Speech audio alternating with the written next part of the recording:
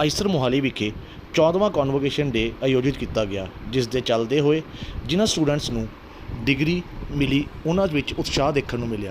ਆਪਣੇ ਕਰੀਅਰ ਨੂੰ ਲੈ ਕੇ ਕੀ ਨੇ ਉਹਨਾਂ ਦੇ ਨਵੇਂ ਪਲਾਨਸ ਤੇ ਕੀ ਮਹਿਸੂਸ ਕਰ ਰਹੇ ਨੇ, ਵੇਖੋ पूरी रिपोर्ट। मैं चेन्नई से हूँ और आईसर में मैं BSMS डिग्री बायोलॉजी मेजर और डेटा साइंस माइनर अभी कंप्लीट करके डिग्री थोड़ी देर में लेने के लिए थोड़ी देर में। मेरा स्पेशलाइजेशन बायोलॉजी में डेवलपमेंटल बायोलॉजी है और 4 साल के लिए इस फील्ड में डिफरेंट सब टॉपिक्स मैंने रिसर्च किया।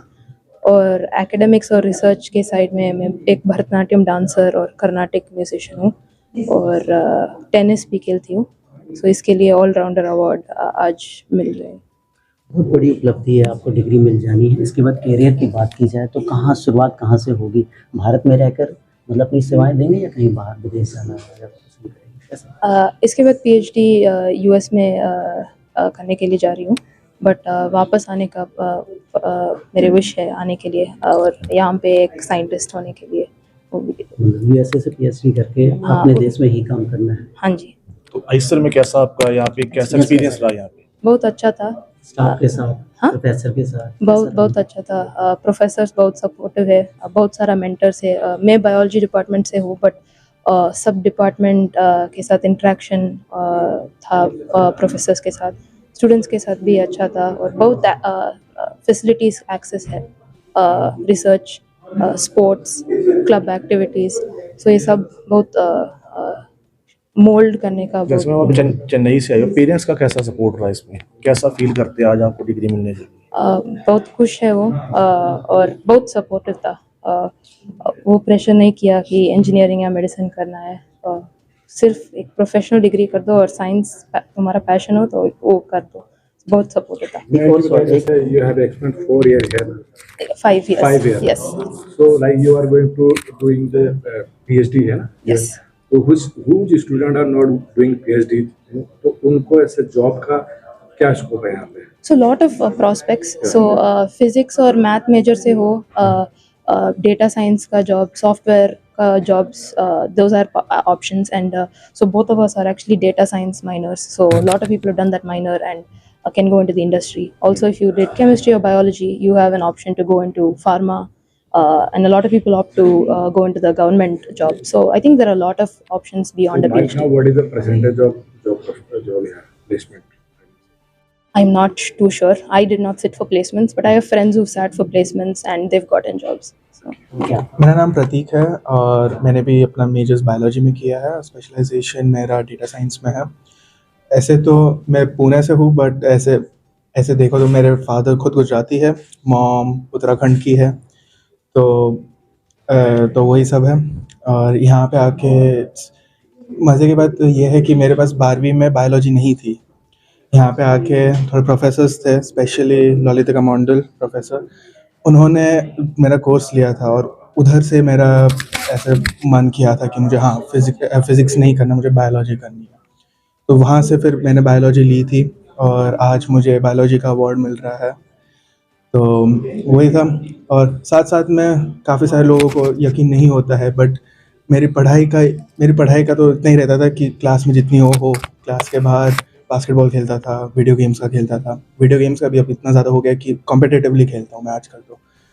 तो वही आइसर का तो वही सबसे बड़ी बात यही रहती है कि बहुत फ्लेक्सिबिलिटी रहती है। जैसे मैंने यहाँ पे बिना बायोलॉजी लिए मैंने यहाँ पे आके बायोलॉजी का अवार्ड ले रहा हूँ मैं अभी यहाँ पे आज 5 साल बाद, और उसके साथ साथ भी बाकी चीज़ें भी करने को मुझे मिली है। बास्केटबॉल खेलने को मिला है, गेम्स का करने को मिला है, क्लब एक्टिविटीज़ इतनी सारी रहती है यहाँ पे। तो वो अपॉर्चुनिटी मेरे बाकी के भी और काफ़ी सारे दोस्त हैं जो लोग रिसर्च में ही करना चाहते हैं, बट उनको ये सब अपॉर्चुनिटीज़ नहीं मिलती है जो यहाँ पे आइसर ने दी है। जैसे हमारे थीसिस के लिए भी दे आर सो ओपन कि तुम बाहर जाके भी अगर तुम्हें करना हो ताकि तुम बाहर सीख सको, तुम्हें और एक्सपोजर मिले।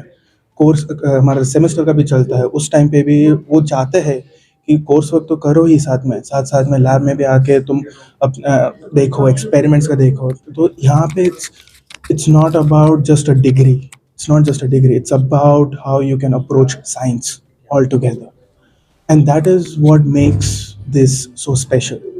कि इट्स नॉट जस्ट हाँ ठीक है कोर्स कर लिया, ए ग्रेड आ गया, सीपीआई आ गई, ठीक है हो गया ख़त्म, ऐसा नहीं है। तुम्हें वो सिखाते हैं, जहाँ पे प्रोफेसर्स जो है, most of the professors personally interest लेते हैं तुम्हें कि तुम्हें खुद को क्या चाहिए, उसी हिसाब से वो कोर्स वर्क भी लेंगे, उसी हिसाब से आपको कोर्स के बाहर भी आपको हेल्प करेंगे। And that is what I have seen is very very special about Eicher Mohali all together. जैसे आपने कहा कि बायोलॉजिकल आपने नहीं लिया था, लेकिन यहाँ आके आपने लिया, ये प्रोफेसर की राय थी कि आपका अपना इंटरेस्ट था? मेरा खुद का इंटरेस्ट था। तो मेरा जब मैं आया था यहाँ पे तो फिज़िक्स का बहुत इंटरेस्ट था मुझे, और बट फिर आजकल बीमारियों का इतना ज़्यादा हो रहा है, एंड उसी साइड में मतलब वो एक पर्सनल मोटिवेशन तो था ही, बट ऑल्सो एकेडमिकली ऑल्सो उन्होंने प्रोफेसर्स ने भी मुझे ऐसे कंफर्ट दिया था कि ये मतलब संतुष्टि दी थी कि मतलब ठीक है तुम्हें स्विच करना है तो तुम करो, तुम्हें कुछ मदद चाहिए ठीक है, तुम्हारा बायोलॉजी बैकग्राउंड नहीं है कोई फ़र्क नहीं पड़ता, तुम एक्स्ट्रा मटेरियल देंगे, तुम उसमें से कर सकते हो और फिर तुम कैचअप कर सकते हो। एंड बिल्कुल भी ऐसे टाइम बिल्कुल नहीं लगा, ऐसे लिटरली 2-3 महीने थे मेजर सिलेक्ट करने के लिए, और तभी मैंने डिसाइड किया कि हाँ बायोलॉजी करना है। उससे पहले तो पूरा फिज़िक्स ही था, तो उसमें फिर प्रोफेसर्स ने भी बहुत सपोर्ट किया था। डिसीजन उन्होंने मतलब बोला था कि ठीक है फिज़िक्स में ये सब है, बायोलॉजी में ये सब है। इवेंचुअल डिसीजन मेरा खुद का ही था, पेरेंट्स ने भी फुल सपोर्ट दिया हुआ था। तो फिर इट वाज आगे की प्लानिंग क्या है? आगे की प्लानिंग तो अभी for the time being PhD का ही प्लान है मेरा, और इवेंचुअली यही मोटिवेशन तो मेरा, जैसे मैंने आपको बोला था बायोलॉजी का पर्सनल मोटिवेशन जो था वो उसी के हिसाब से मुझे आगे बढ़ के रिसर्च ऐसा करना है जो अप्लाइड रहे, और जो डेली मेडिकल ट्रीटमेंट्स और पेशेंट के हेल्प के लिए रहे, उस टारगेट पे मेरी नज़र है, और इवेंचुअली फिर उसी पे ही मुझे और काम करके इम्पैक्ट लाना है in day to day life. बहुत सारे, एक आखिरी सवाल आपसे, बहुत सारे स्टूडेंट क्या है इंडिया में एजुकेशन लेते हैं, यहाँ सस्ती एजुकेशन है, लेकिन बाहर जाकर वो जॉब करते हैं क्योंकि उनको पैकेज अच्छा मिलता है। इसके बारे में आपकी क्या राय है और क्या आपका प्लान क्या है? ऐसा नहीं है कि इंडिया में सस्ती एजुकेशन है, क्योंकि मेरा खुद का थीसिस अभी जर्मनी से मैंने किया था। वहाँ पे बहुत सारे इंडियन स्टूडेंट्स खुद थे जो जर्मन इंस्टीट्यूट में ही पढ़ रहे थे, उल्टा वहाँ पे ज़्यादा सस्ता पड़ रहा था। तो जैसे यहाँ पे जितना भी सस्ता था ओवरऑल सस्ता ही था वहाँ पे।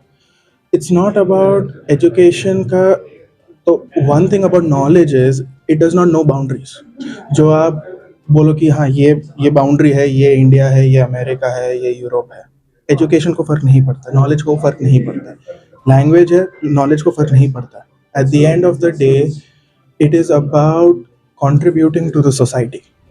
आप कितना कंट्रीब्यूट कर सकते हो उसका that should be important.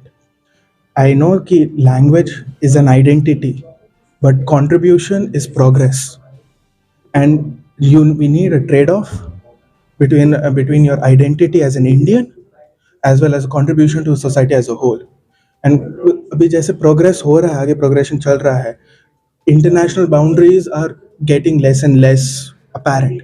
It's now more free for everyone, and we should progress to that, because at the end of the day we are humans. It's not Hindu है, इंडियन है, अमेरिकन है, वो नहीं फर्क पड़ता है।